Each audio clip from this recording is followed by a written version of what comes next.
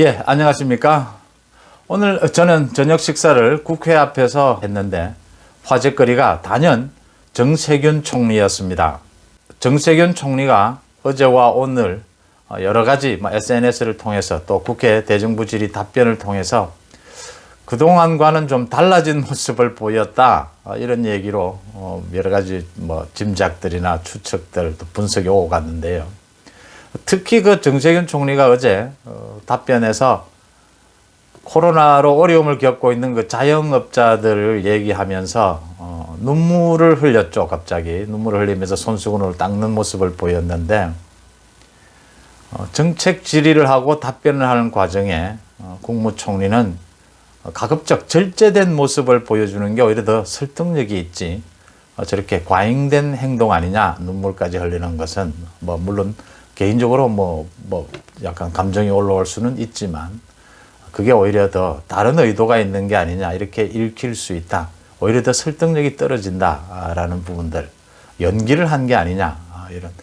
정세균 총리도 차기 대선 후보를 노리고 있으니까 그런 분석들이 있었습니다. 이렇게 어떤 사안에 대해서 이렇게 감정 과잉 또는 과장된 행동을 하게 되면 그 내용의 설득력과 이렇게 공감력을 떨어뜨리게 된다라는 점입니다. 그래서 참 정치인들의 이 메시지 전달은 참 여러모로 어렵다, 이런 얘기도 하게 되고요.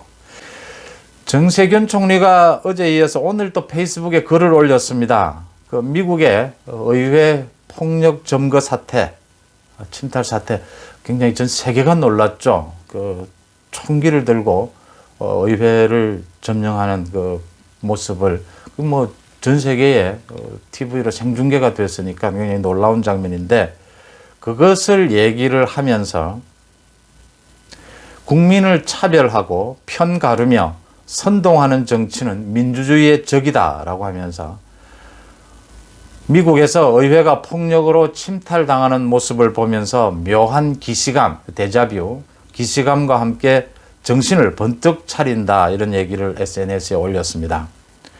독선과 불통의 정치는 종국의 국민 불행으로 귀결되는 것이 역사의 증명이다, 이라면서 좀 비판적인 글을 올렸습니다. 설득보다 더 쉬운 것이 선동이고 대화보다 더 쉬운 것이 독단이라면서 어렵고 힘들지만 더 설득하고 더 대화하며 우리들만이 아니라 너나 없이 다 함께 잘 사는 나라, 민주주의의 모범 대한민국을 만들기 위해 노력하겠다, 이런 글을 올렸습니다. 이 글을 올리니까 이 기시감이 든다 했으니까 그럼 언제 끝과 대비해서 기시감이, 데자뷰 느낌이 드느냐라고 하니까 2019년 그 연말에 소위 그 자유한국당 야당 쪽에서 국회를 점령하겠다, 이렇게 시도를 한 적이 있었죠. 그것과 대비해서 한 이야기다라고 했는데 뜬금없지 않습니까? 지금 편 가르기를 하고 내 편만 챙기고 진영만 강조하는 정치를 하는 것은 문정권이죠. 문재인 정권인데 지금 국민들, 대다수 국민들의 머릿속에 문정권의 이 같은 내 편만 챙기고 편 가르기 하고 진영 정치를 하는 그것이 강하게 입력되어 있는 상황에서 느닷없이 미국 의회 이 침탈 사건은 정말 충격적이었죠. 그것에 대해서 이렇게 끌어다가 얘기를 하면서, 이러니까 문재인 대통령에게 이거 항명하는 거냐, 문재인 대통령의 잘못을 지금 지적하는 것 아니냐, 이런 해석이 당장 나오는 거죠. 이렇게 좀 생뚱맞은 자기만의 해석으로 얘기를 하니까 전혀 국민들에게 공감대를 주지를 못하는 겁니다. 그 어제의 의사당에서의 그 울음처럼 말이죠.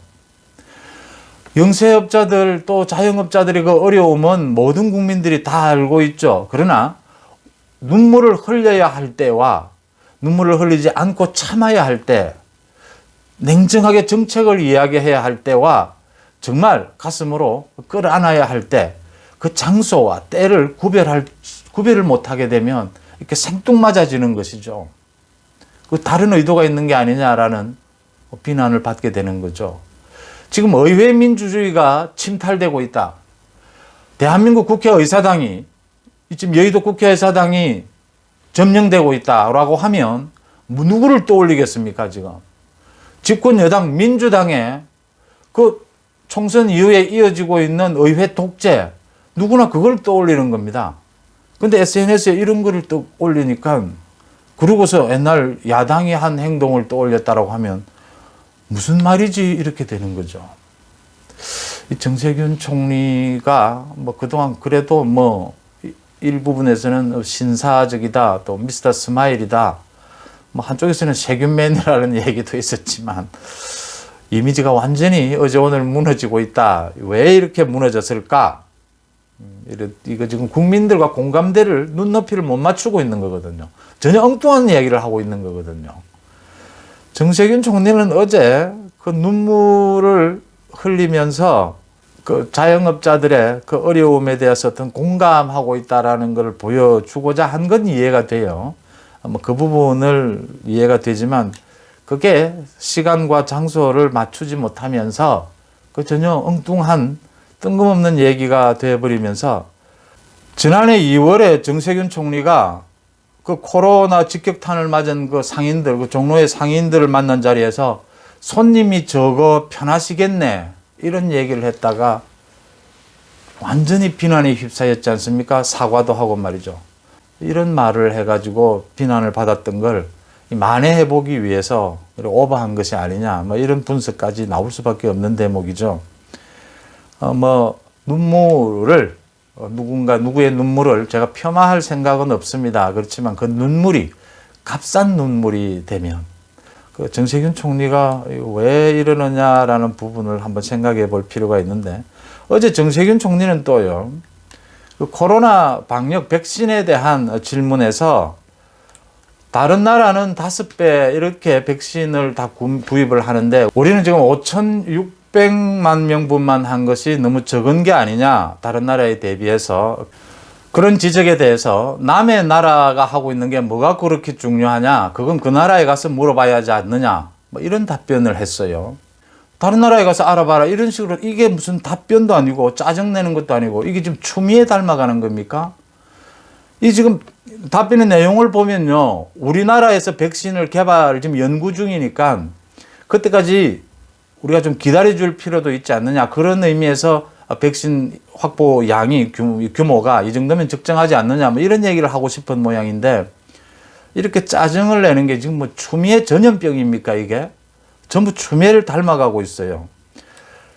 정세균 총리가 왜 이렇게 되어 가느냐, 왜 이런 얼토당토하는 엉뚱한 답변, 뭐 엉뚱한 눈물, 또 뭐 엉뚱한 SNS에 주장을 하게 되느냐. 제가 보기에는 지금 민주당의 지지율이 하락하고 있지 않습니까? 아주 급격히 낮아지면서 이 민주당이 균열되는 움직임 보이고 있고요.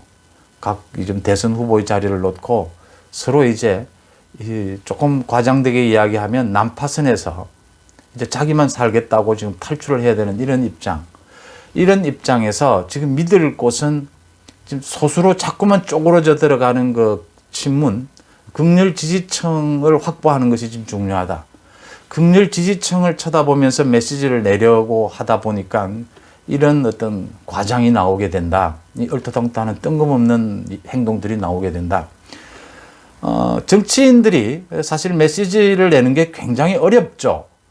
또 국민들과 눈높이에 맞추면서 이렇게 공감할 수 있는 메시지를 낸다는 게 쉽지 않은 일인데, 정세균 총리도 이런 상황에서 자기 지지율은 워낙 낮으니까, 존재감이 없으니까요, 뭔가 좀 센 메시지로 좀 친문 지지층에 뭔가를 이렇게 어필을 해보고 싶은 것 아니냐, 이런 이 지지율이 하락하고 있는 이 시점에서 그래도 이 방향이 이렇게 헛다리 짚는 식으로 이렇게 공감대를 갖지 못하는 건, 이게 참 그런 부분이 있습니다. 뭐든지 어느 집안이든지 이게 잘 되려고 하면 뭐 조금 실수를 해도 이게 잘 되고요, 좀 잘 못 되려고 하면 이게 다 잘 안 되는 이런 경향이죠.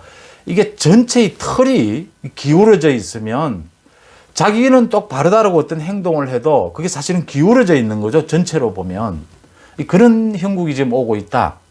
그러니까 지지율이 지금 떨어지고 있는 이 와중에 지금 문재인 정부, 청와대는 지금 뭐 뭔가 변화를 주보려고 노력을 하는데, 대선 후보들 입장에서는 또 사정이 다르거든요. 이 극렬 지지층이라도 뭔가 안아야 시작을 해볼 수가 있으니까 정세균 입장에서는요.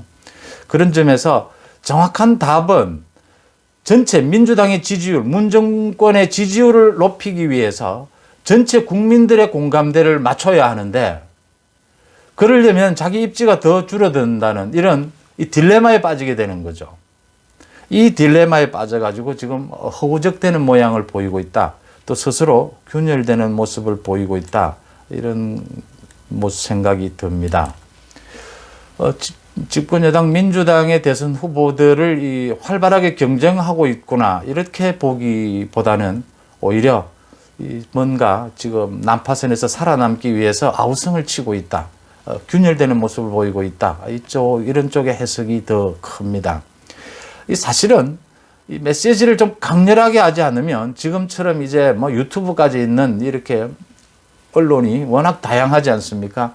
눈길을 끌기가 힘드니까 이 세고 강하게 메시지를 내겠다라고 하는 건 좋은데, 이렇게 방향이 잘못되고 이 타이밍을 맞추지 못하면 전혀 엉뚱한 상황이 되어버린다, 이런 느낌을 받습니다. 저도 유튜브를 하면서 여담이지만 이 주변에서 자꾸 이렇게 좀 세고 좀 강하게 얘기를 해라 라고 많이 얘기를 해서 좀 구독자분들이 보시기에 제가 좀 요즘 썸네일은 좀 이렇게 세게 해보려고 합니다. 좀 불편하신 분은 불편하실 텐데 아무래도 이 눈길을 끌어야 되니까요. 근데 내용은 제가 그렇게 하지는 않습니다. 내용은 정말 어떤 팩트가 있으면 그 팩트에 대해서 가장 강렬한 비판, 가장 강렬한 해답은 하려고 합니다.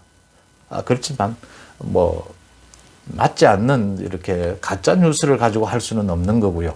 또 비판을 강렬하게 한다는 것과 균형 잡히게 한다는 것은 또 다른 차원의 문제니까 저도 그런 어려움은 겪습니다. 이렇게 메시지로 정치인들이 국민의 눈높이에 맞춘다는 것 쉽지는 않은데, 정세균 총리가 전혀 타이밍과 이 거리나 이 강도에 있어서 전혀 헛발질을 하고 있다.